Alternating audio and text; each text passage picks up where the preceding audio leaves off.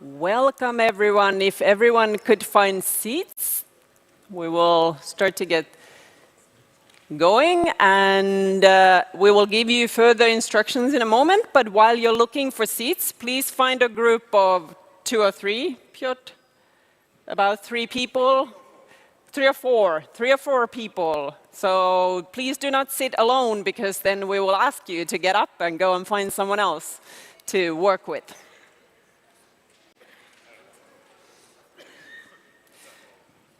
Okay, I think we are still, I can see a few more people streaming in, and then we will begin our session.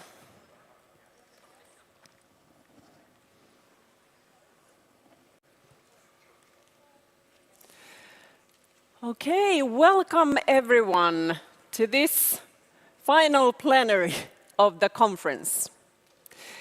Today we will all get to participate in a social simulation with the goal of producing some concrete policy ideas to take home with us. My name is Anu Partanen, and I will be moderating the session. We will work in small groups for the first hour. And after this hour, we will have our distinguished panel join me here on stage to discuss the results of the social simulation, and you in the audience, of course, will be able to weigh in then here in the room. Now it is my distinct pleasure to invite to the stage Piotr Maguszewski from the Center for Systems Solutions. Piotr will guide you through the social simulation and tell you what we are about to do here today. Welcome all.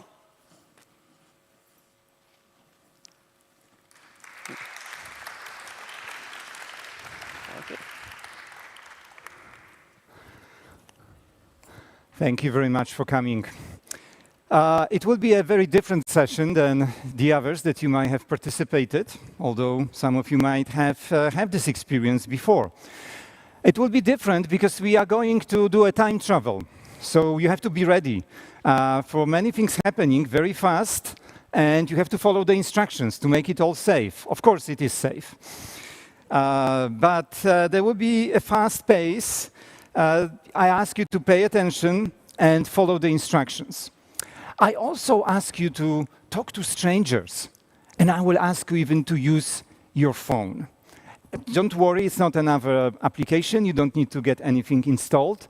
But this is a website which we'll use as a part of this simulation. So you got your instructions initially. I hope you managed to get on an app on the website. If not, there will be a moment that you will be able to do this later.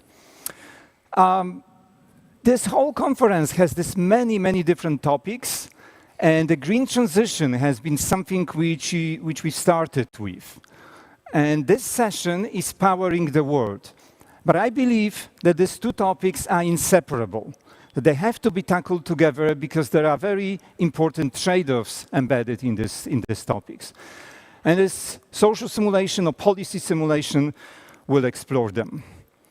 Finally, just a warning, many of you are from Europe, many of you are from outside. The simulation will mostly, but not entirely, focus on Europe, but we can take the lesson and apply it also to the world outside Europe. And definitely for the panel which will happen after the simulation, this will be the case. Okay, so let's get a very brief introduction, because that mostly will be your engagement in this part of the session. We have all kinds of challenges and risks linked with the both green transition and powering the world. And we know this is a very complex world, that this complexity is everywhere, and that's what makes it hard to think about the consequences of different policies and action. So this complexity leads to uncertainty and also ambiguity. We can't even often agree on the reality, on the facts which have in front of our eyes, you might say. So it leads to this, our inability often to see the interconnections in this world. We often hope that we are the ones doing the work, but quite often we don't. We are glad that, well, this whole is not on our end, unfortunately. So we need to approach it, not only the problem which we have in front of us in a systems way, but we also have to talk about people. And well, people are difficult. We all know this. We are difficult. And we also, so when we approach people, we don't only need science, but we need also the other means. So fantastically here at the conference, we had storytelling night, and I believe that the stories were also present in many other sessions. This also, we will hear the story from the future today. So we need to be future-oriented, of course. We need to take different pieces of the visions that we have in our heads and somehow put them together. So, the simulation. I already mentioned you the time travel. Please be ready for this, because we'll be jumping in small steps from 2024, where we are now, to actually up to 2026. But as I said, it all will be safe. And as we jumped to the future, oops, my clicker seems to be, okay, struggling. As we jump into the future, you will also take a role. We make it quite simple here, we don't make it elaborate, but you will be becoming a member of one of the political parties. You will represent ideologically such a party. So take it as an opportunity, maybe to get an experience how it is to be a conservative, or how is it to be a progressivist if you're not one in the real world. And the third, okay, there's one step missing, but you will be trying to get it. Okay, it's jumping too fast, but okay, yes.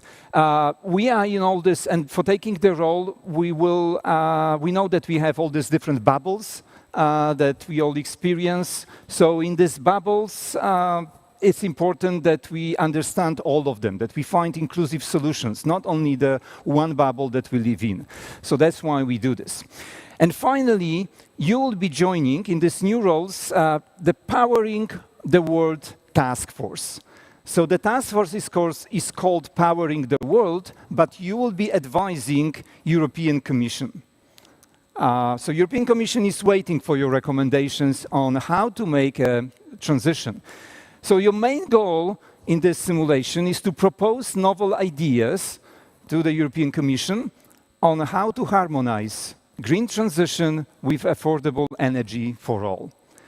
Each of you have selected one topic, and you will focus on the specific topics in the development phase, when you developed policy ideas. So just a reminder, I hope you know that we shouldn't use these two sectors on a side. And we have here in this sector on my left, first topic, powering impoverished populations.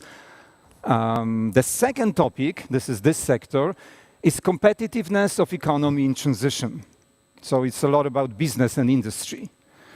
The third one over here I see is very popular, is resources for powering the world. And the last but not least, powering the polarized world. So especially we can get this more broader view, not only Europe, but also going outside. But all the topics will also have this possibility. So please remember your topics, because in a few minutes I will ask you to, we will move on with our simulation app, and you have to choose the topic according to the place where you sit. We also ask you to sit in small groups, because you'll be working in small groups. So if you're not sitting yet, if you're sitting individually, please move on to form a group of 3 or 4 people together. We will be working together, it's not alone. Okay, I think that's enough of the introduction. We have to go fast, we have limited time, and some important people are waiting for your ideas, for your recommendations. So we now do a first-time jump, get ready for that, from 2024, which we are now, to January 2025. And as we make this jump, you may feel a bit disoriented, so we will help you with the short video. This short video is done by anonymous activist from the future. Neither Belmont Forum, nor Future F, nor ourselves panelists, we are not endorsing any of the views that you see.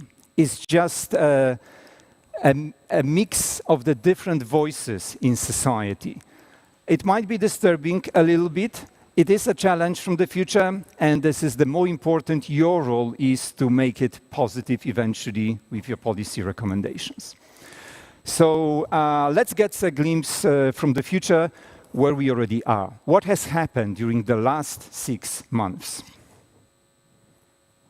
You ignore climate change at your own peril.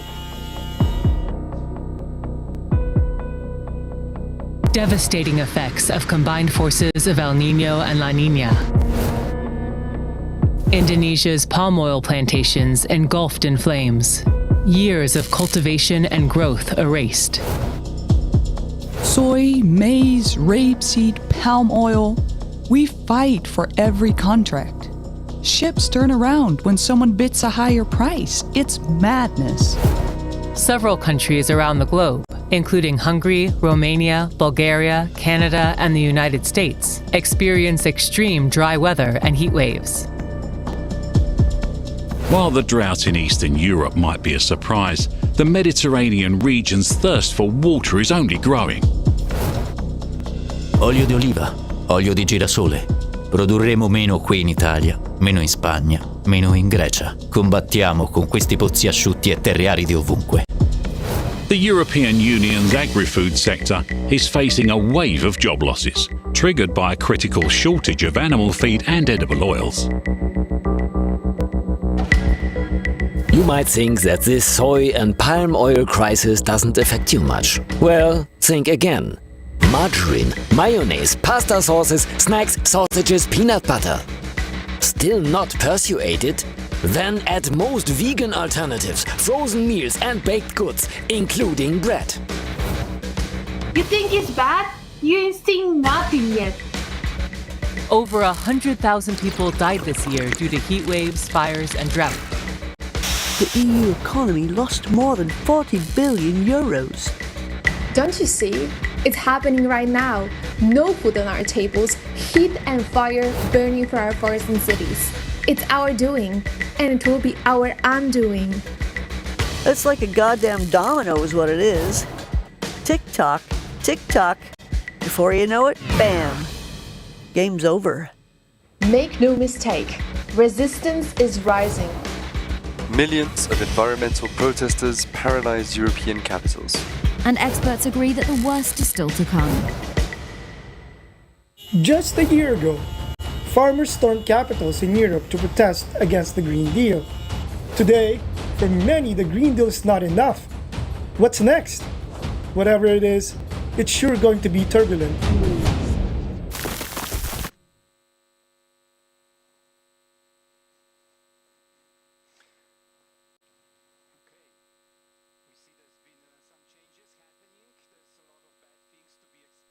I mean, what IPCC is saying, the climate change is hitting us harder and harder.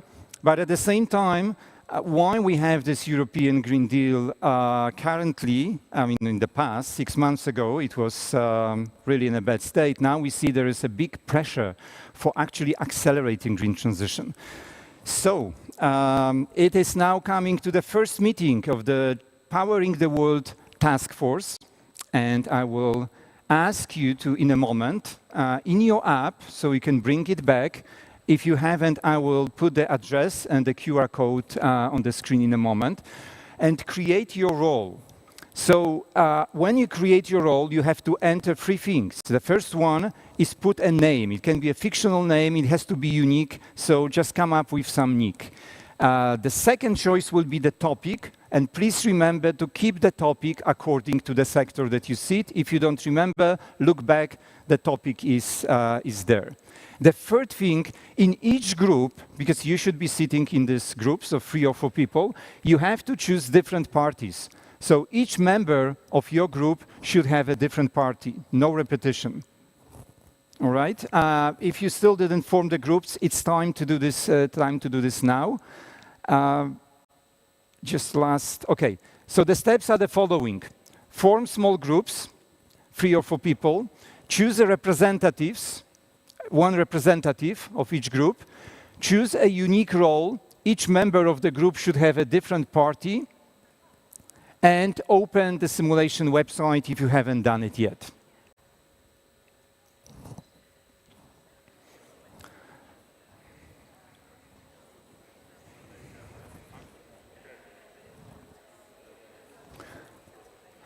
I hope the QR code is working. If not, you can also enter the address.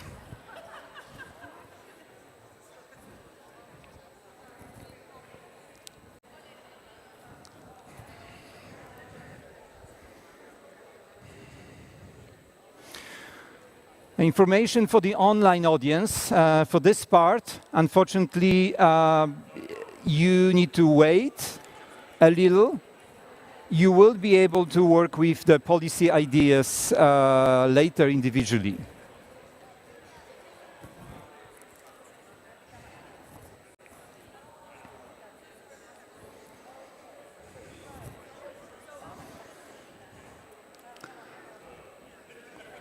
Let me know if you have any issues. I can walk around and help.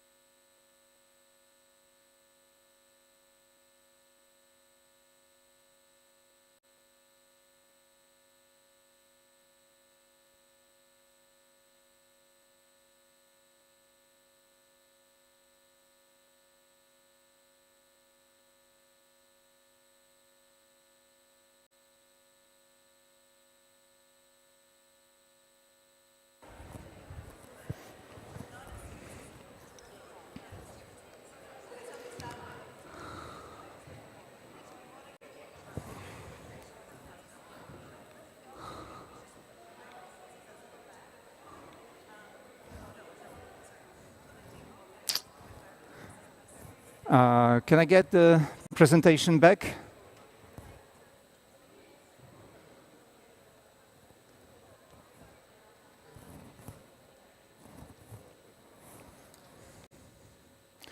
If you could click on the screen so I can control it further. Okay, thank you.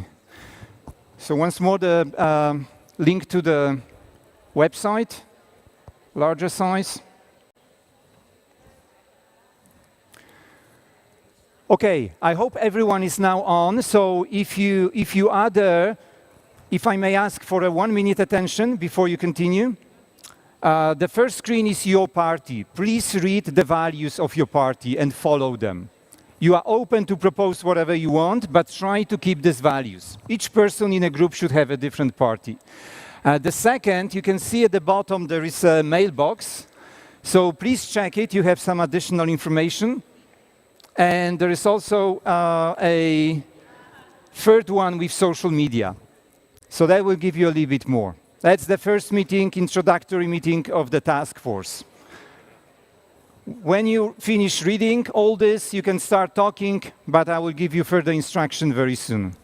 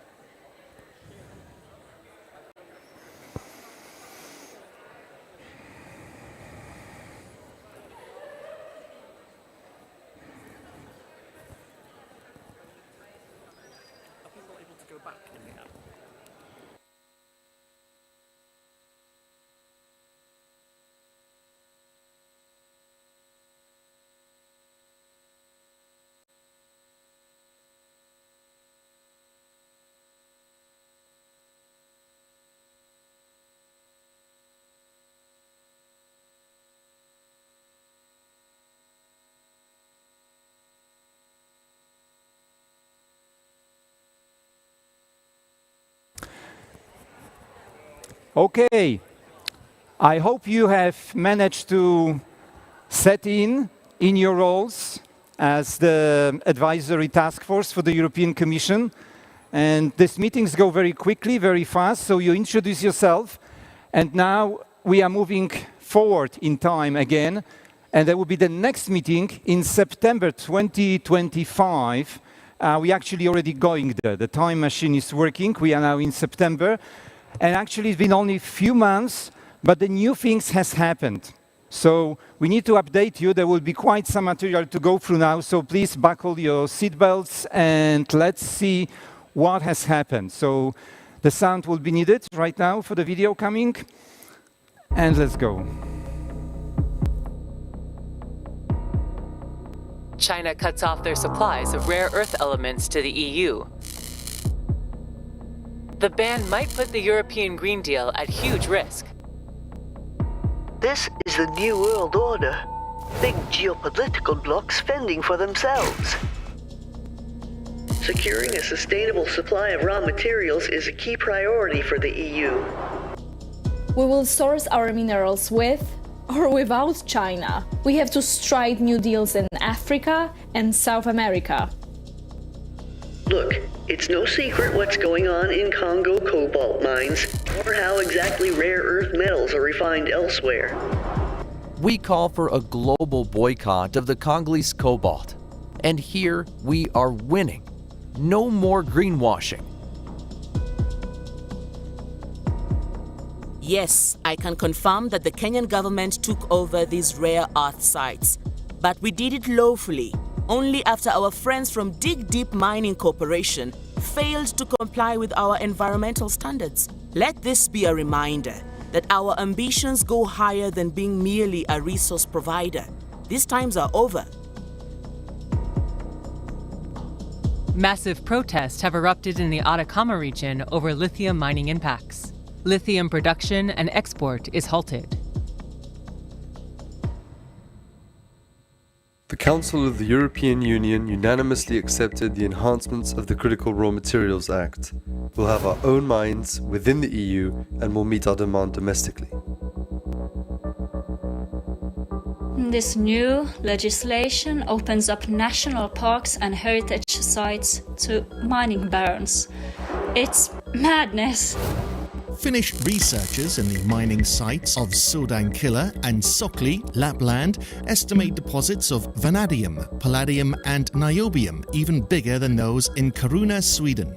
These mines should have never happened in the first place. The EU's self-sufficiency, our independence from Russia and China, electrification, decarbonization, it's all contingent on critical mineral extractions. The situation is Sorry, I have cut my... Could you come back to the previous slide and start from there? There's been last one very important event happening. Okay. And if you could move the video to this point where I stopped. It's near the end.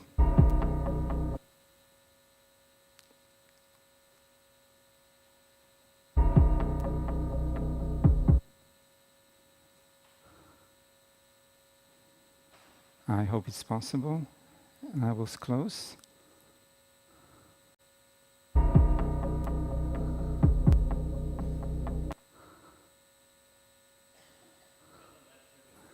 Okay, then let's move on. What has happened in this last part, there's been a huge fire. The forest, the northern forest in whole Scandinavia and including Russia, has been burning this new mining site, which development has already started. So as you can see, the things are changing very quickly, and there's been different voices pushing in different directions. Some wants to accelerate, find technological solutions for the green transition. Some say we need to stop it. So in all this turmoil, there's been a new voices which has been coming and asking for a system change. And let's watch this in the next clip. EU policymakers have been feeling the heat from many fronts: the climate crisis, the food crisis, sourcing raw materials for electric cars, energy and transportation poverty. This perfect storm has led many of them to a shared conclusion: we can't fix this polycrisis with technology alone. We must respect planetary boundaries. But where do we start? Imagine Europe without cars, with roads dedicated to buses, bicycles, and shared vehicles, with space given back to playgrounds, parks, and promenades, where you can walk safely and reliably reach your destination, where our cities are inclusive and healthy, and people can connect with each other. Europe free of cars grows full of possibility. Half measures won't succeed in powering the world with clean energy. We need to radically change our lifestyles. Changing cars to green modes of transport is just the first step. We produce too much stuff and we hardly share it. The Cars Curtailment Directive sets out ambitious reduction targets for the number of privately owned passenger cars across the EU. My daughter is 7 years old. She will live in a world that will be unrecognizable to us. We will not and cannot accept this. We are on a collision course with reality, and we need to change it while we still have time. Let's work together to protect our health and planet by adjusting to carbon-free mobility with a low material footprint. Let's create a transport system that prioritizes the well-being of all citizens and not just the interests of the rich and powerful. Let's provide convenient and affordable transport opportunities for the vulnerable groups while we progress towards a greener, more just economy. À bout Laurent. We are stronger together.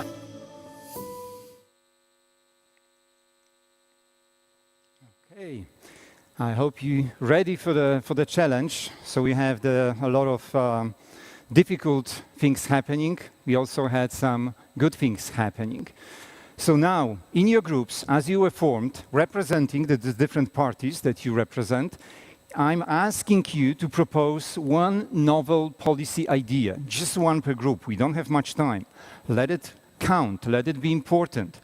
So these recommendations will go to the European Commission, and even if you are from outside Europe, the European Commission is waiting for your recommendation. It should tackle your topic, but general question is challenge how to harmonize green transition with affordable energy for all.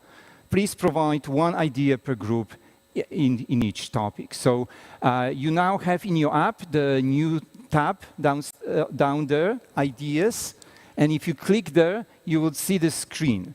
Don't start entering immediately, you need to first discuss it. And only one person from the group, the representatives, will enter the idea eventually.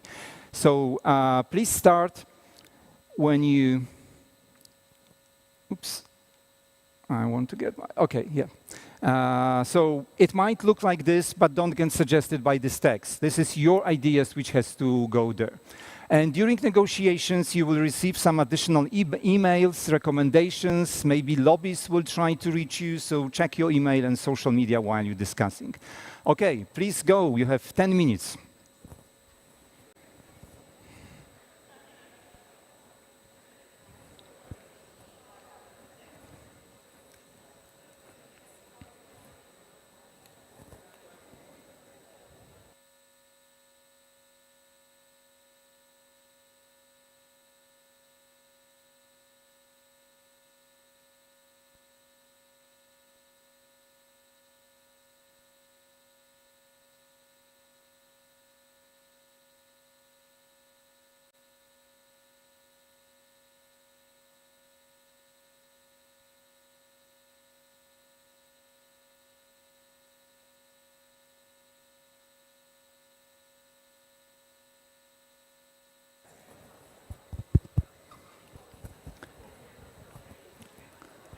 Our esteemed panelists may be joining you and asking some questions. Please be open to them. And if you joined online and you have an access to the conference app, the Hoover app, please, you can also submit your ideas there.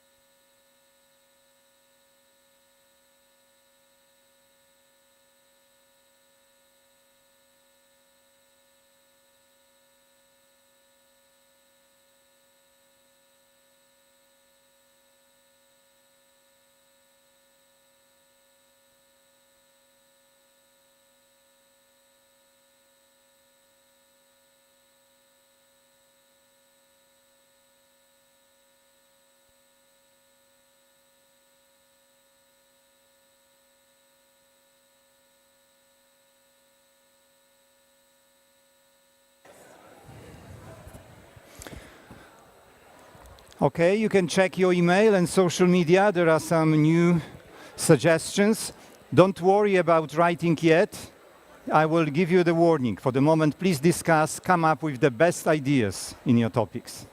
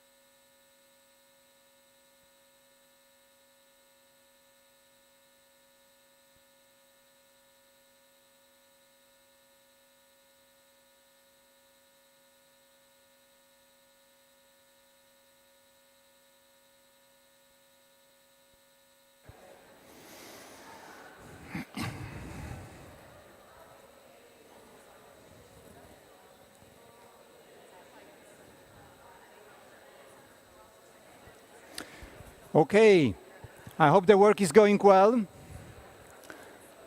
But I need your attention for 2 minutes again, before you continue. We need to do one more time travel.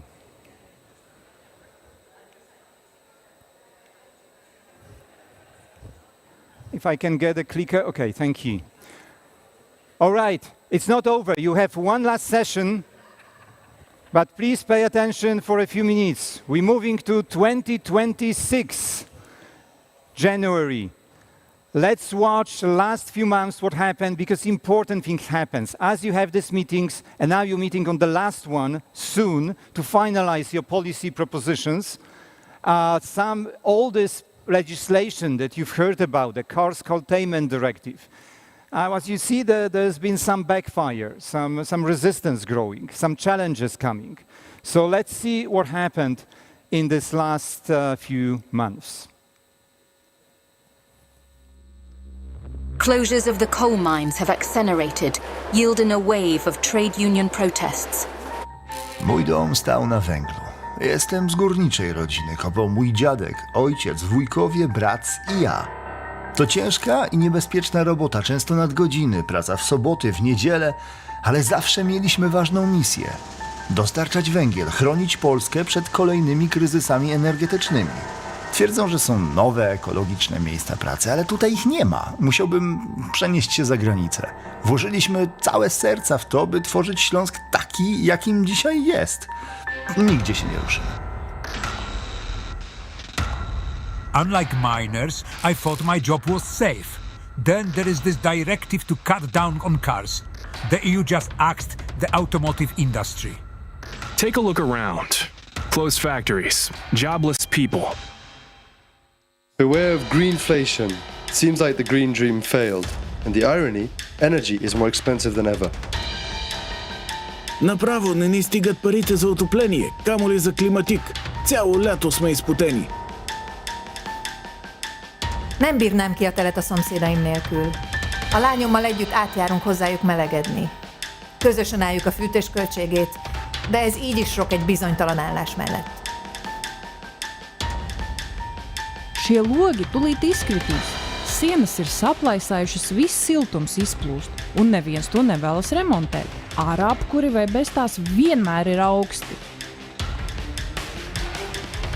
Il mio ristorante fallirà. I prezzi dell'energia sono assassini. As energy prices spike, the car's curtailment directive triggers yet another crisis: transport poverty. We will find and use any way to oppose the devastating and irresponsible anti-car legislation. The EU's energy transition effort backfired, causing energy prices to rise and increasing energy and transport poverty. Just transition funds were inadequate. No wonder resentment is growing fast. In my Europe, we trust our citizens to travel how they want, where they want.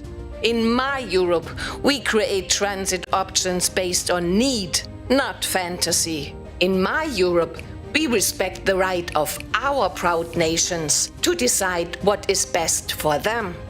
Let's make it clear, the European Union can't save the world. We need to prioritize our citizens. And if the European Union is not capable of that, then it's time to give the wheel back to the member states. Rita Szymanski, for the nations of Europe.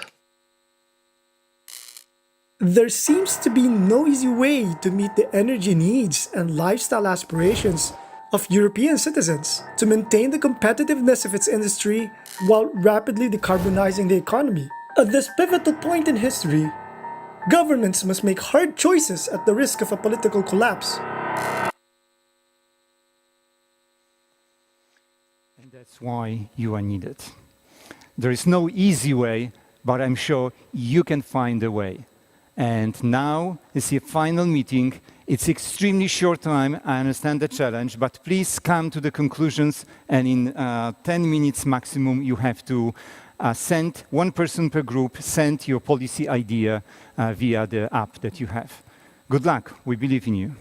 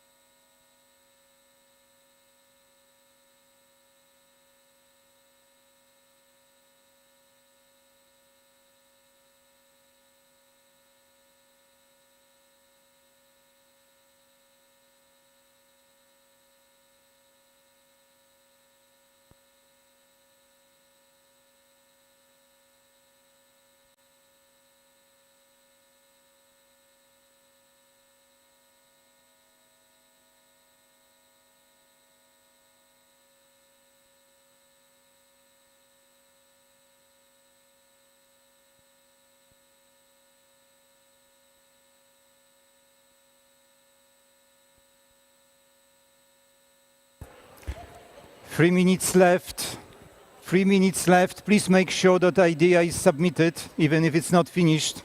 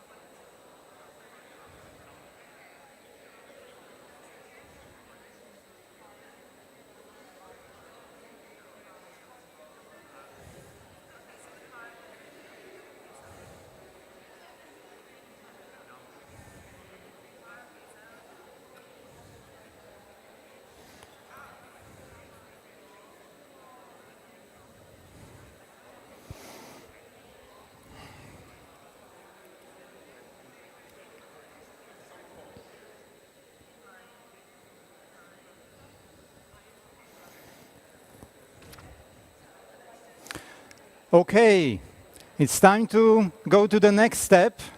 I know this has been dramatically short time to come up with such a big ideas. I hope we get the policy submitted from all the groups. And I want you to slowly come back and start reviewing the available ideas.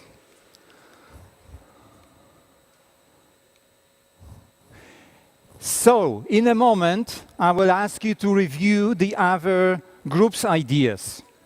It's not only about yours, it's also about others, and we will do the voting. So you will see the list to vote in a moment. But first of all, let's make sure that all the ideas, all the groups has entered. And right now, I'll be changing and putting on the voting. So you should be able to see all the submitted ideas in a tab voting, as is there. And you have few minutes, again, extremely short time, to read these ideas and vote. Just don't accept all of them. Just select a few ones that you find the most interesting. So a few minutes now for everyone, every vote counts. You will review the policy ideas in your group only. So we have one group which is smaller, so you have, I guess, easier choice. For the other groups, I hope there are many policy ideas and you can select and vote for the best ones. We won't have time now to review all policy ideas. We'll do this later, but for a moment, we want the winning ideas from each topic. So please do this now, and in 1 minute, I'll be also closing the possibility to add new ideas. So if you haven't finished, you have still 1 minute.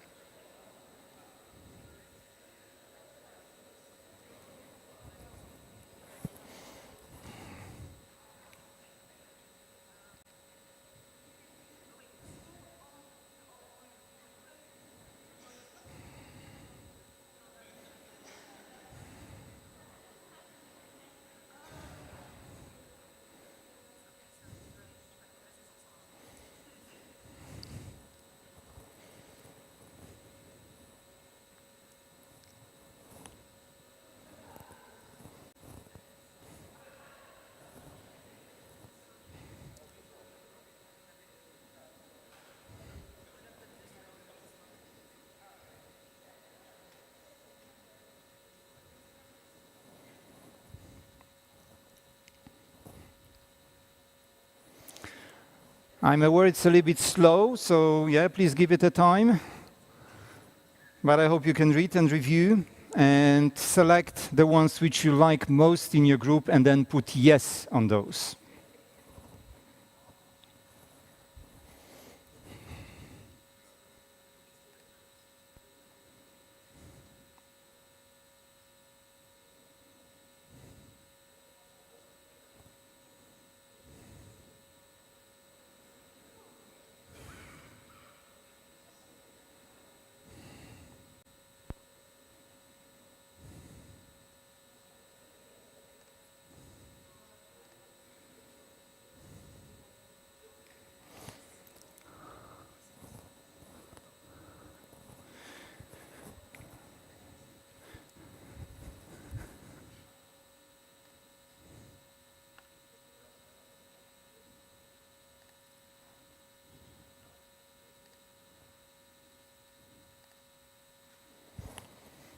Okay, as you're voting, I would like to ask our technical team to switch the screen to Zoom view.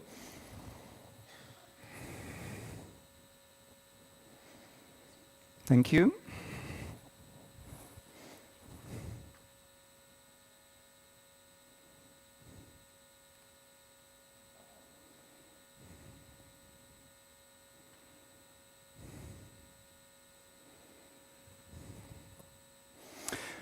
Okay, thank you very much for giving the attention. I will now stop possibility to add new ideas, and very soon I will also stop voting because, well, time is moving on. Even if it's 2026, it's still marching on in the same pace. So we have to finish this part. Any last votes? And in a few seconds, I will stop voting and will be reviewing the results. So one last chance to finish and select your best ideas in the group that you are. Also, you can see how the votes are already coming, and I will be asking the representatives of the group with the most votes to come and very briefly tell the idea. Yes?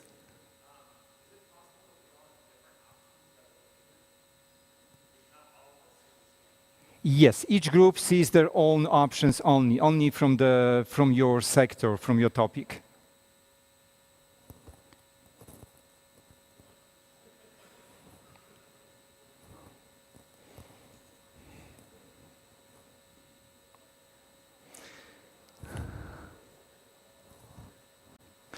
Okay. Okay.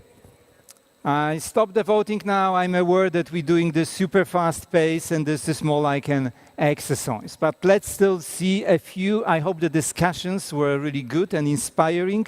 And let's see a few winning ideas. And again, this is not really a game. This is about coming up with these new ideas. So we will also send you all the ideas which has been generated in the newsletter later. Or we find appropriate form to reach the conference attendees. Right now, I'm closing the voting, and let's see where we are.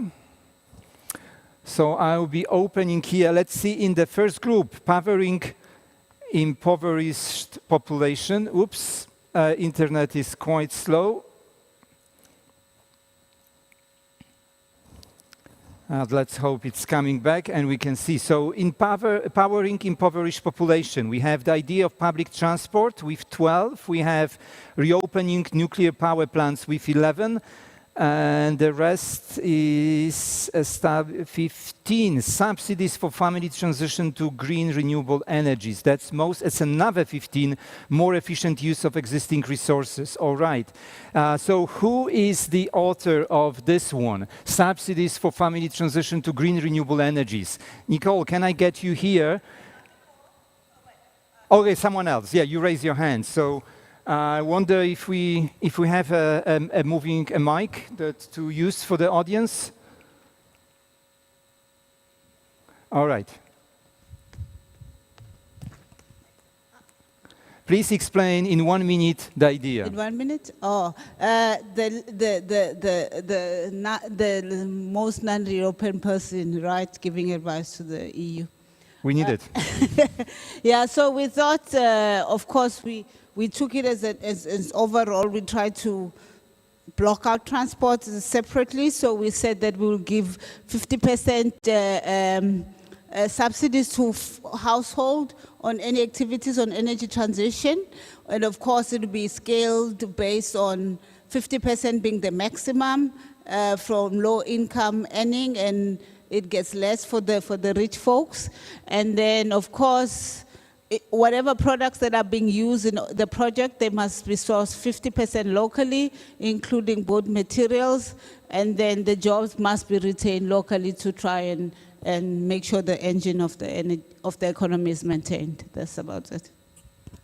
Last one was that, of course, on the car thing, we need phase in, phase out as the green energy comes in, and hopefully it can offset those job losses. That was our take on it. Thank you very much, and thank you for keeping the time. Let's now go to and this actually has 16 votes, so we have, this was the winning one, but others are also very interesting, and you can read them in your app.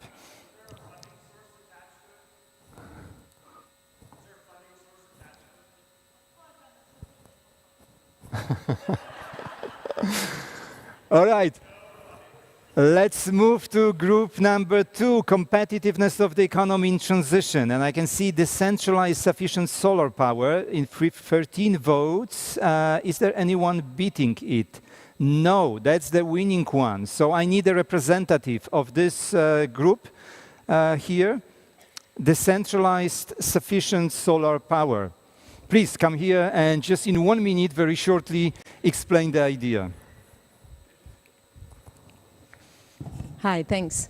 So the idea is to use solar power at the community level to generate energy at the neighborhood level and have storage of energy at the community or neighborhood level. But of course, we want to minimize the use of virgin material for batteries needed for storage.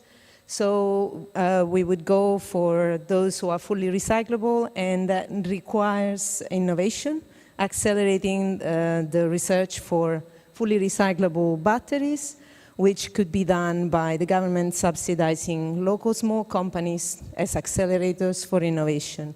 And overall, we would combine this with programs to kind of help the local community to move away from this idea that we need a steady flow of energy 24 hours a day, that we can use it when we actually need it. That's us.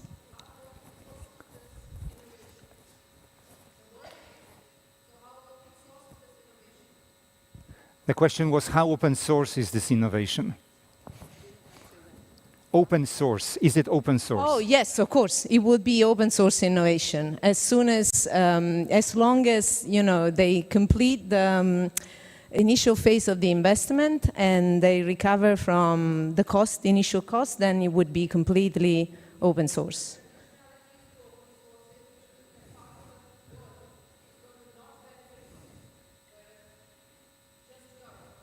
No, that the idea is not to be just beneficially locally. The innovation can be replicated, can be replicated elsewhere. What is the local dimension is the management of, the storage and the management of the generation of electricity.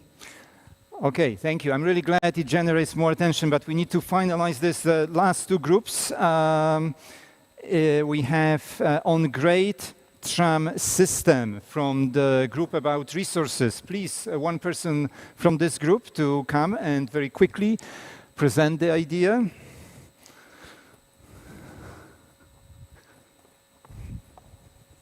Yes, we're proposing, since we are the Liberal Party, proposing to have our own grade tram system for all urban areas.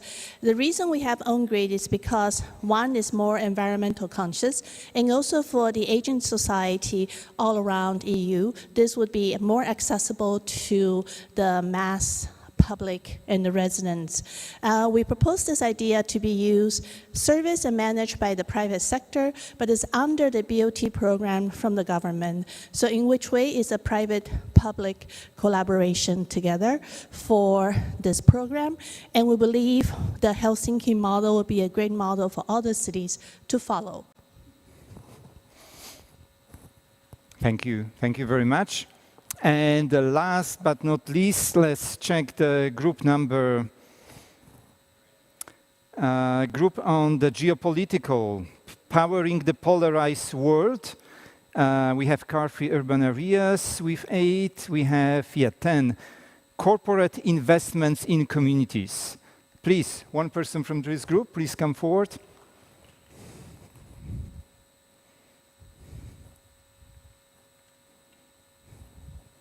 And very briefly, please. We had our committee was composed of a conservative, a liberal, progressive, and eco-modern party.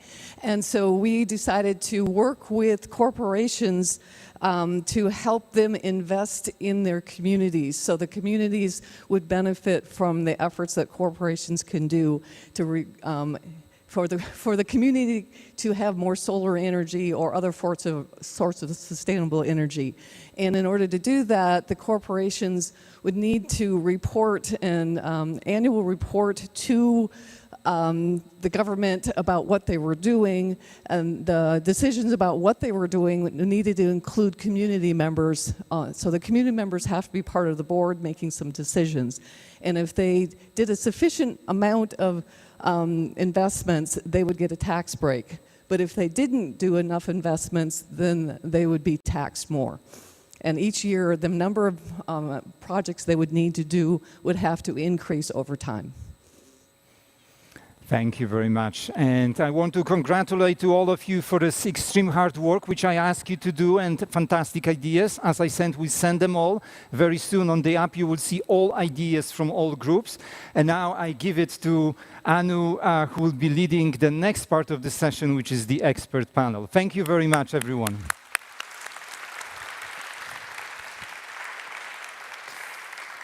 Thank you, Piotr, for this very well and technologically advanced simulation.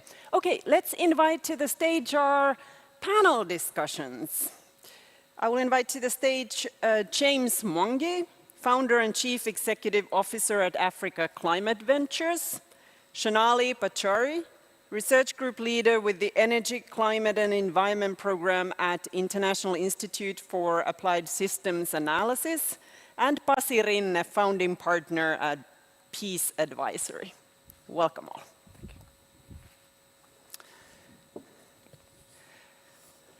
I think we have the audience can participate in a bit as well, and we will bring you a microphone. But let's start with our panelists. Let's start with the winning proposals. Can we do a little bit of a round of your observations and thoughts on the proposals? I can run through them once more. So the winning ones were subsidies for family transitions to green energy, decentralized sufficient solar power, on-grade tram system, corporate investment in communities. Which ones did you find most promising? Let's start with James. I think decentralized energy systems have a lot to recommend them. I think the question in the back of my mind, I think we're heading for a decentralized global energy system in many ways. But I think there's going to be a challenge because of climate, and particularly a different aspect of climate, which is in temperate zones, you may not be able to completely decentralize your energy systems. But that does seem, at least doing some level of decentralization does seem to be a wise response to the moment we find ourselves in. Okay, Shonali, what did you think of that proposal? Yeah, it was interesting to see that some of, like a lot of the ideas kind of converged on this distributed generation, distributed control of energy, and also community involvement, which I thought was quite interesting. And so I think that was like a common theme that emerged from many of the winning proposals.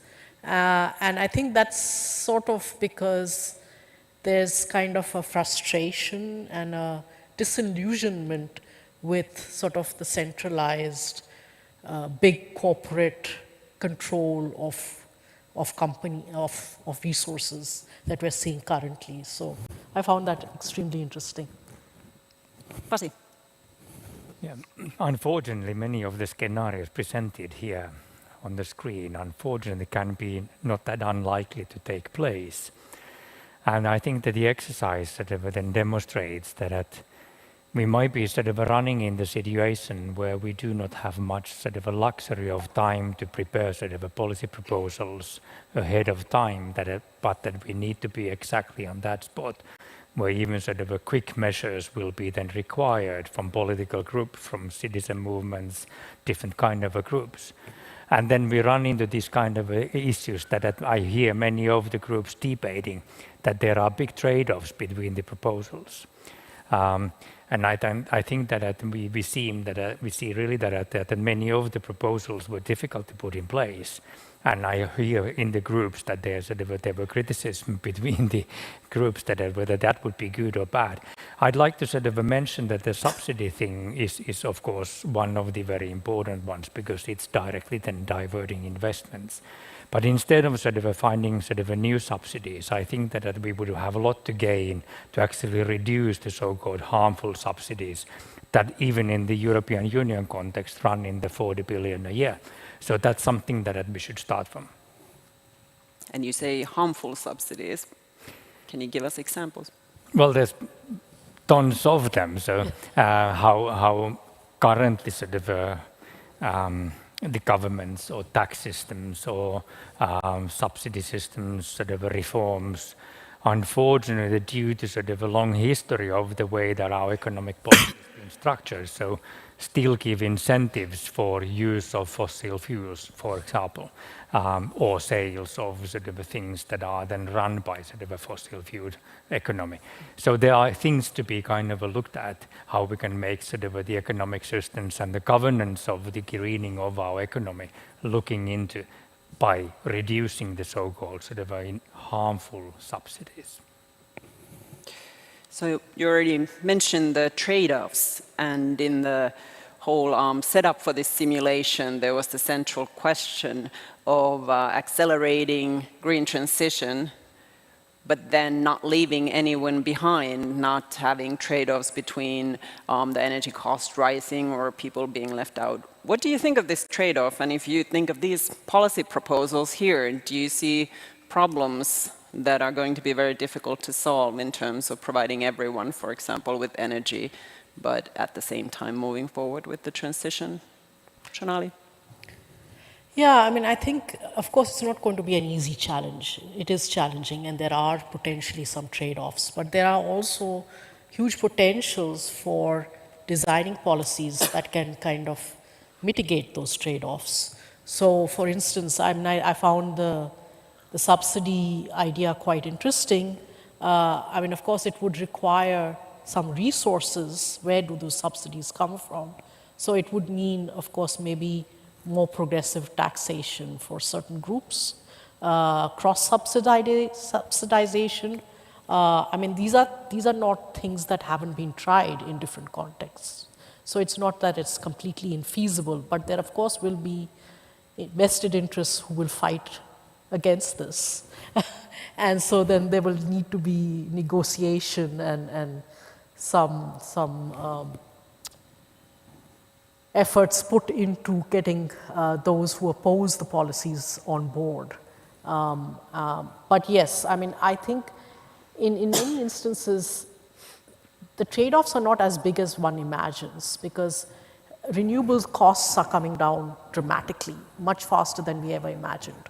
So actually, it's getting more and more competitive to do renewables, even just on simple economic calculations. Yes, there's a high upfront cost involved, so there's an issue with capital, but otherwise it's going to pay for itself ultimately, so it makes sense even from an economic point of view. I think what I would add is, and I think it was inherent to the exercise itself in some ways, is that you can't part of the challenge, your trade-offs are enhanced if you're trying to solve a big systems problem within a small corner of the system. Suddenly that small corner has to do a lot to make up for variations in the bigger system. The headline of the plenary says powering the world. You cannot solve for that by saying, okay, how do we power Europe as a closed system and meet its goals without either accepting massive inefficiencies in the trade-offs that you undertake, or, and then, taking that pain, or needing to broaden the boundaries of the question and actually ask, if we're facing global climate change, where is the right place to make certain investments to get the maximum traction against the problem we're solving? And what you suddenly find is that broadening that geographic lens also allows you to broaden the set of problems you can solve at once. So let me make it very, very tangible. You're right, renewables are falling in price today, and you're seeing a massive run-up. I think 500 gigawatts of renewables, more or less, were deployed last year. But less than 5% of that was deployed in the place in the world that has 60% of the world's best solar. So the country of Belgium has more solar panels deployed than the entire continent of Africa. Right? Now, I love Belgium. Fantastic place. I love the chocolate. If an AI or an alien from space were to land on Earth today and say, okay, you all have a clean energy problem, you have a finite ability to make photovoltaics for now, where are you putting them? And you said, we're putting them over there. They'd say, are you crazy? Right? And it goes further than that. There was a conversation earlier about mining. And right now, the concentration of processing of mining in a few key locations. And yet we ignore the fact that these places that are very energy rich are also raw material rich and are also the places from which labor is migrating in search of jobs. So you're taking each of the factors of production, and these places are net exporters of each of the factors of production: labor, energy, raw materials. And each of those causes problems elsewhere. We don't have enough clean energy to do the processing, so you're using fossil fuels in China, Europe, and the US to process the raw materials. You don't want the workers to come because you have a migration crisis that's messing up your politics.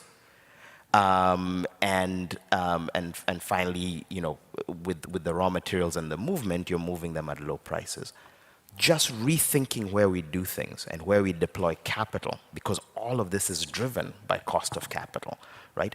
You cannot borrow to finance an industrial plant in Africa for less than 15%. 15, probably closer to 20%, right? In some countries as high as 30%. So suddenly asking, how do we lower the cost of capital? It gives high returns to savers and pensioners in aging parts of the world. It solves our climate crisis by increasing the amount of energy we're getting per unit of renewable energy resources. And it creates a little bit more geopolitical balance and stability, reorienting energy systems from east-west, as they've been historically, to north-south, because the energy of the world sits in the tropics. Pasi.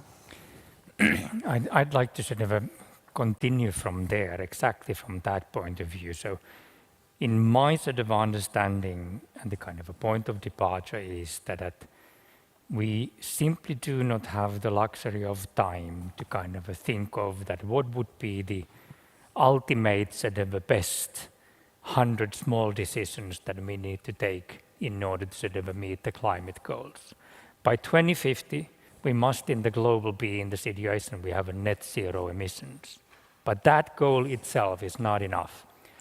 Within 5.5 years, by 2030, we must reduce the emissions to half. So we have 5.5 years to reduce the global emissions by 50%.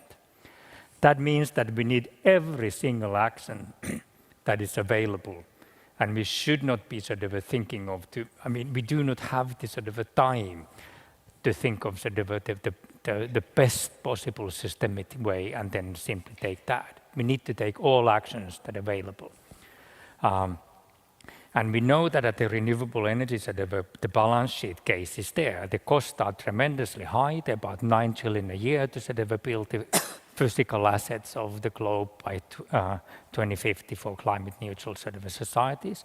But that 9 trillion a year is much less than the direct costs of non-action, plus that 9 trillion sort of creates jobs and new business opportunities worth at least 12 trillion a year. Plus then that we actually have the money available. We have 500 plus banks in the world that already has decided that the assets under their management must be then utilized for the climate neutral future. Plus that we have the technology available. So it means that we have the money, we have the technology, and the business case is there. But the pace is not enough, exactly like mentioned here. That means that we need more money that goes right into sort of places where the economically sort of most efficient climate action would be then available. That calls for the global sort of a new carbon trade mechanism that is exactly there for the sort of it mobilizes the trillions and unlocks the kind of unleashes the sort of a capital into the right place for the right climate action. We need blended finance so that the public money that we spend on these things mobilizes the maximum of private funding to the right place. And then we need these sort of a de-risking exercises, de-risking action in the global south to make sure that the climate sort of investment environment is up and running, and we do not see these sort of pockets that places where the solar is the best energy available, but no solar investments take place. So these things, carbon markets, blended finance, and de-risking investments in the global south. And how do we de-risk the investments? I mean, there are ways of pooling investments that do help with de-risking investment. And there are also opportunities for governments and other organizations to provide guarantees. I mean, this is something that has been done in the past. It has to be done at a much bigger scale than it's being done in the past, but there are opportunities to do that.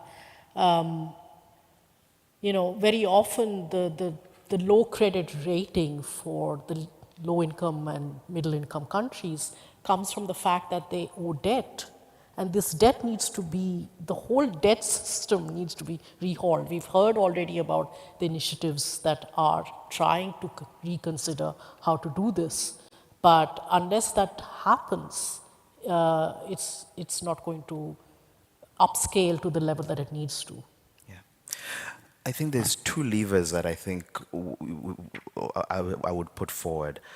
The first one is we need to look the challenge in the face that says, and it's been done, people have run this experiment. If you cover the name of the country and you show the exact same macroeconomic conditions and so on, you will consistently show, people have consistently shown that African countries in particular are charged higher risk premium for the same level of actual risk performance, standard, right? There's a zip code premium there, right? And that's driven by a range of things. So for example, if something bad happens in Liberia, Kenya's cost of borrowing goes up despite the fact that Liberia is closer to New York than it is to Nairobi.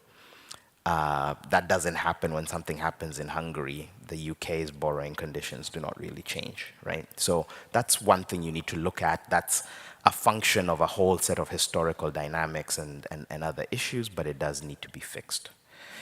The other thing, though, is that there are real risks in loading sovereigns with debt without creating the opportunity for them to repay it. And that means rethinking the structure of global value chains.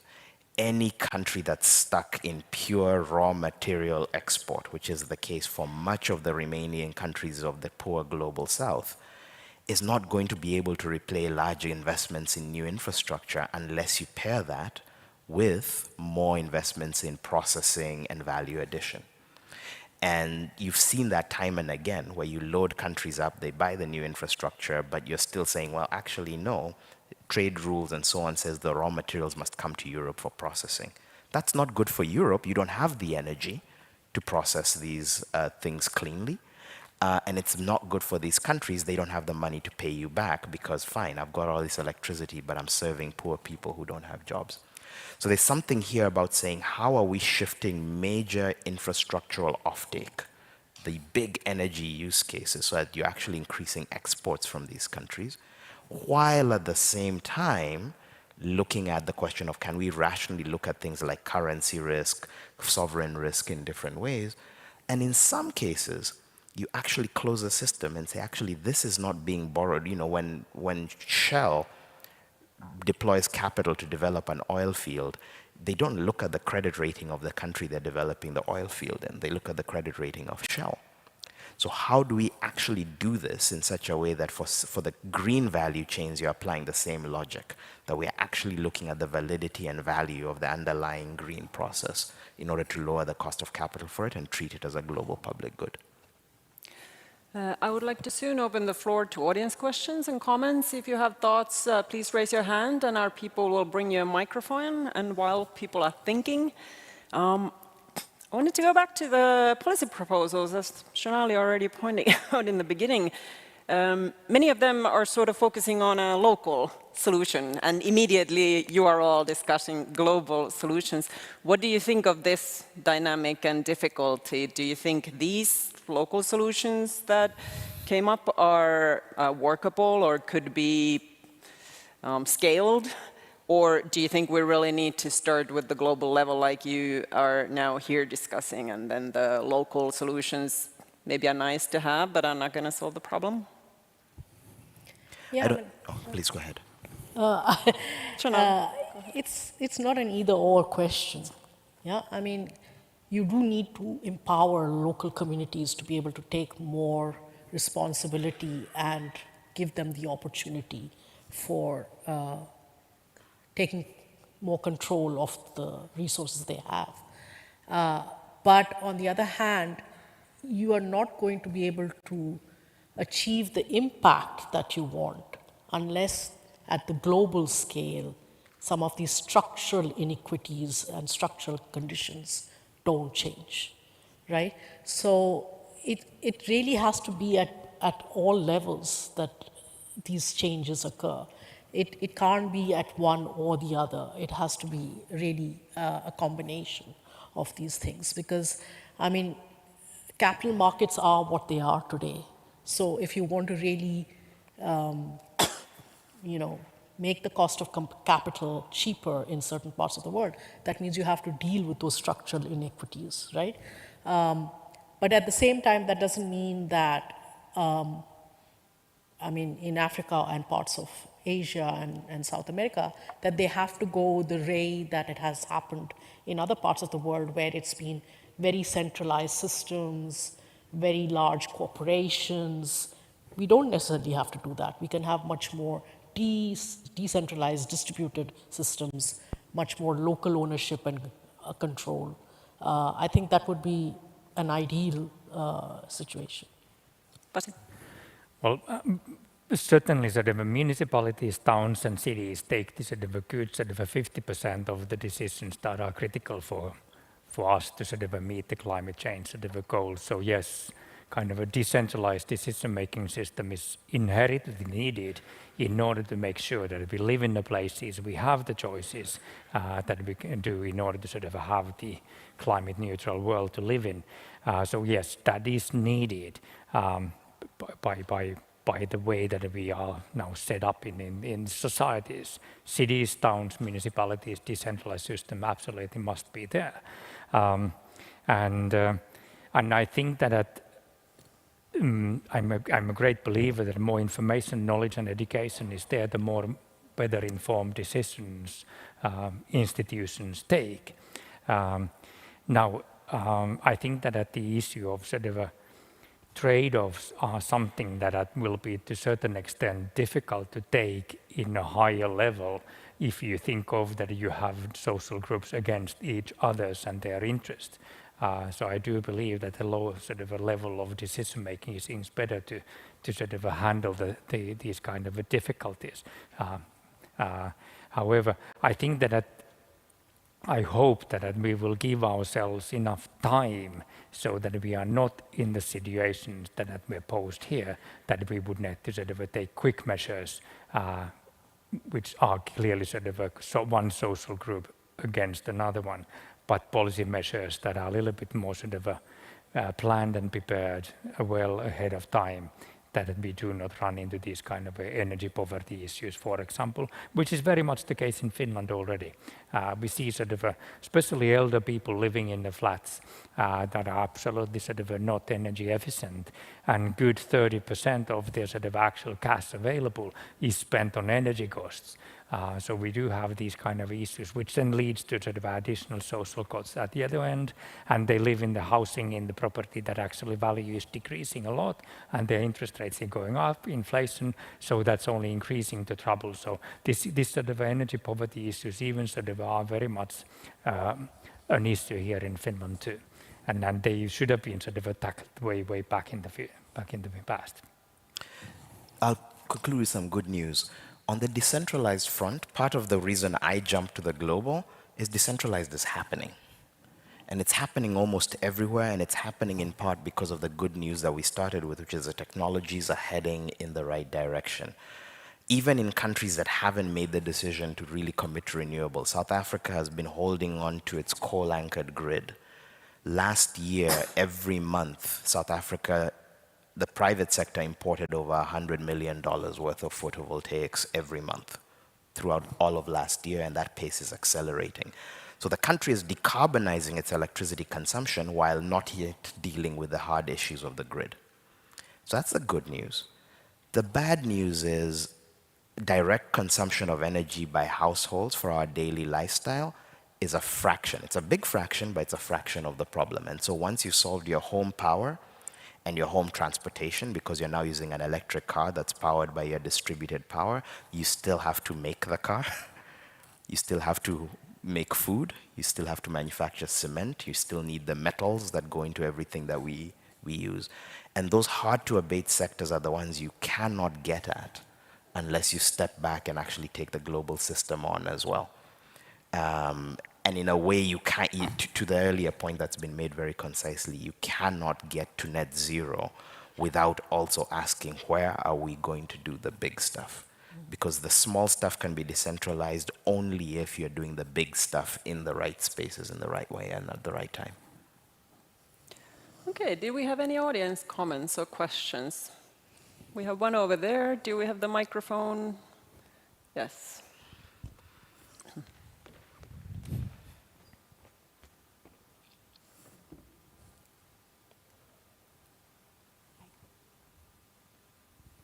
Hi, everyone.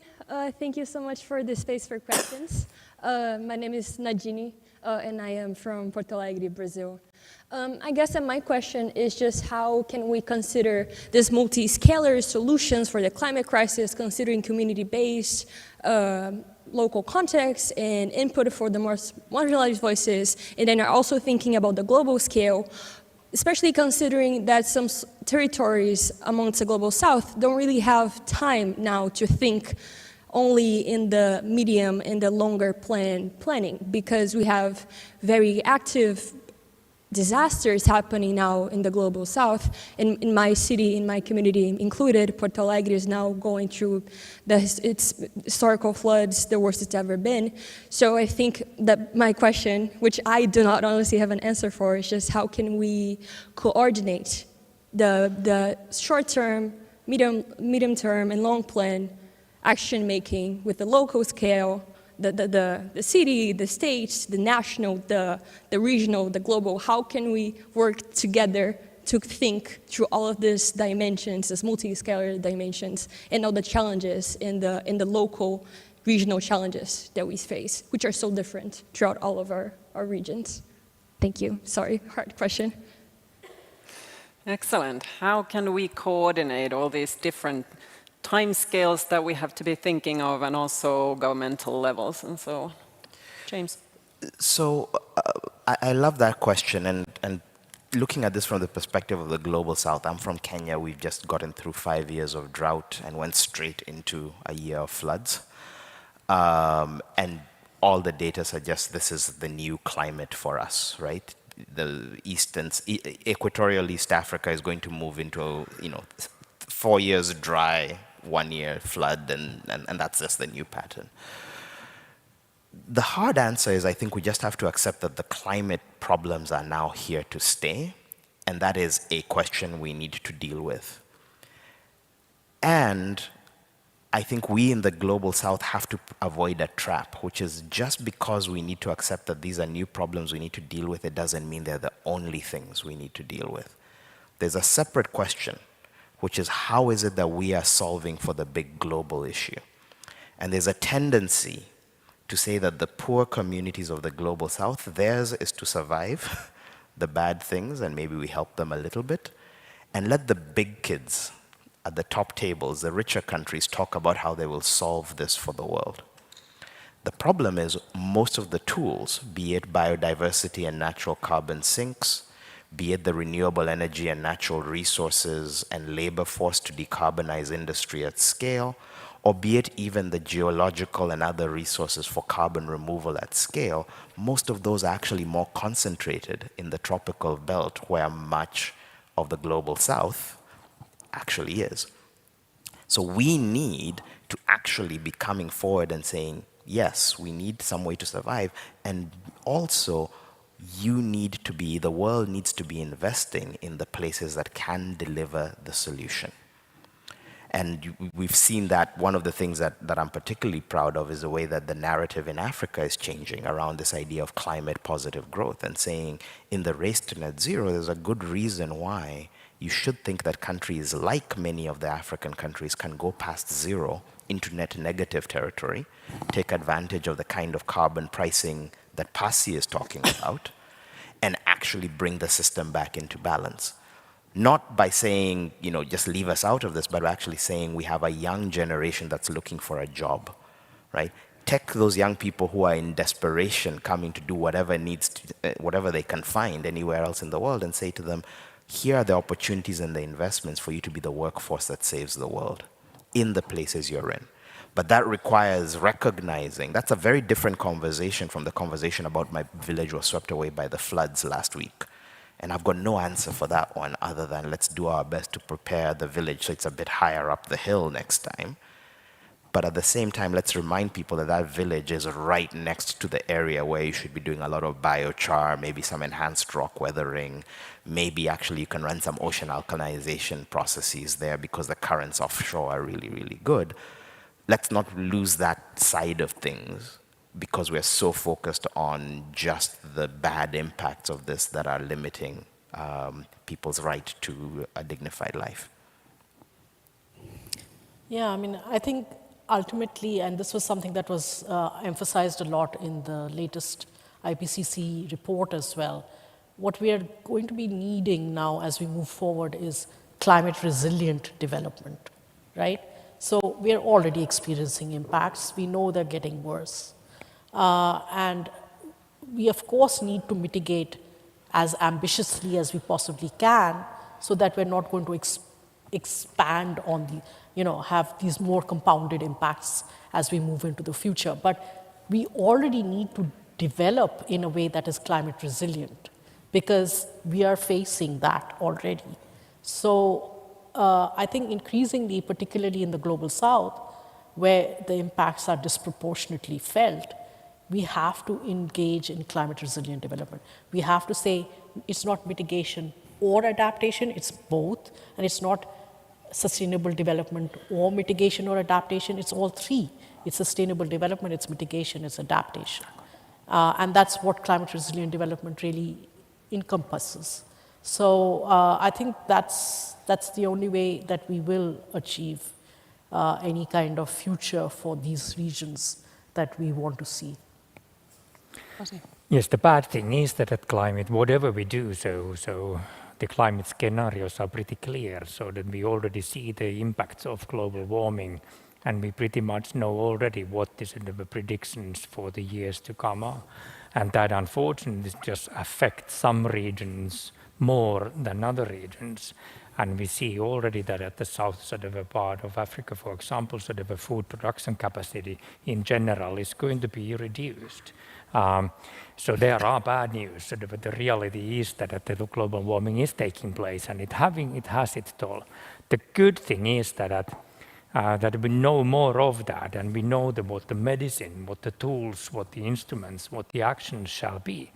And the good thing is that as the Paris Agreement has part of it calls upon this new global carbon market mechanism, so-called Article 6 mechanism. And the future sort of a carbon market mechanism, which is still under negotiation and not yet sort of in place. So it doesn't differentiate totally sort of the adaptation to climate change and mitigation of climate change, but the actually sort of sees them and sort of integrated sort of into one. So each mitigation action must have also measures that help the local communities to adapt to the global warming. And therefore, sort of, I think that it's stronger. I'm a believer of that the carbon market mechanism must sort of then, or will be the one of the instruments that actually will trigger the billions we need for climate action. And I believe, as there were lots of studies say, that it is not only leverage the additional financing, but will also help to reduce the cost of critical climate action, exactly because it directs the action where it's economically more efficient, and it combines mitigation and adaptation actions to an integrated set of a plan. I think we could have one more question or comment if the audience, if anybody wants to ask anything. Yes, we have a question here.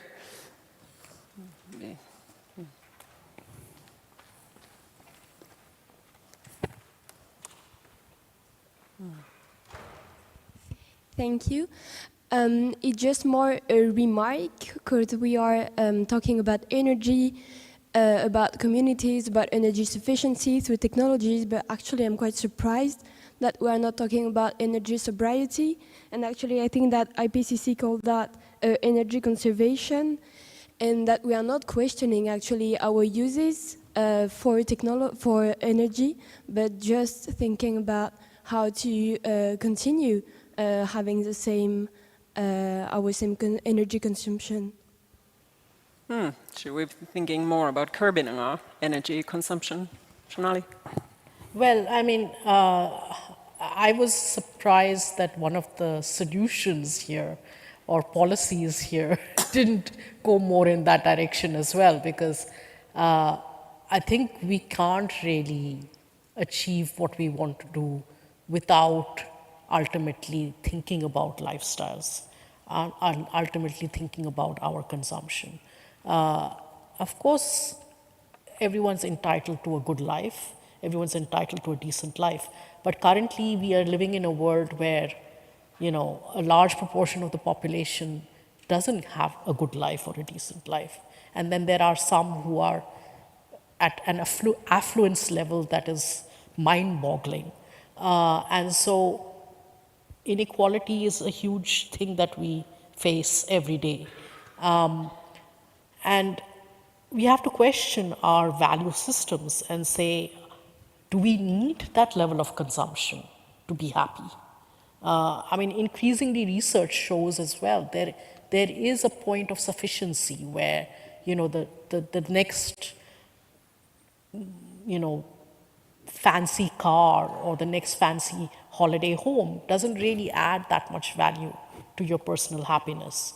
And it's a question of solidarity in terms of like where we are on the globe. I mean, it's very well to think about community-based solutions and community engagement and so on and so forth. But ultimately, the globe is a community and we don't really think in those terms.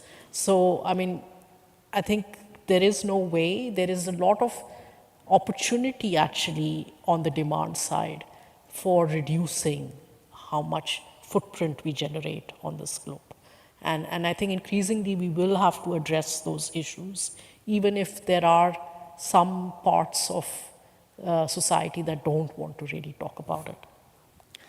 Thank you, Shonali. We have come to the end of our session. Thank you, everyone, for participating in the simulation and coming up with the policy ideas.